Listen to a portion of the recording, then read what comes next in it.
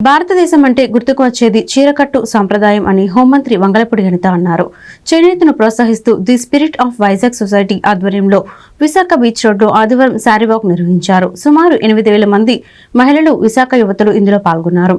ఈ సందర్భంగా మంత్రి మాట్లాడుతూ చీరలో అమ్మదనం, కమదనం ఉంటుందని తెలిపారు. భావితరాలు ఈ సంప్రదాయాన్ని కొనసాగించాలని కోరారు. మహిళలకు స్ఫూర్తినిచ్చే ఇలాంటి కార్యక్రమం నిర్వహించిన నిర్వాహకులకు ప్రత్యేక అభినందనలు చెప్పారు. చీర నేయడంలో చేనేత కార్మికుల కష్టం ఉంటుందని పేర్కొన్నారు.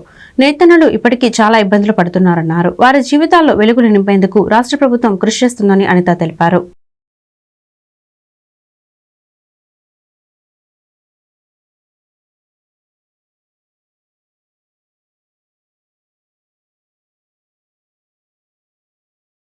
భారతదేశం అనేసరికి గుర్తొచ్చే చేనేత సంప్రదాయం, చీర సంప్రదాయాన్ని ఇంకా బతికే ఉంది. మేమందరం కూడా చేనేత కార్మికులకు అండగా నిలబడతామని విశాఖ వేదికగా విశాఖ మహిళలే కాకుండా చుట్టుపక్కల ఉన్న మహిళలందరూ కూడా ఇక్కడికి చేరి చేనేత కార్మికులకి మీరు ఇస్తున్న ఒక మంచి బహుమతికి మీ అందరికీ కూడా శిరస్సు వంచి పాదాభివందనం చేస్తున్నా.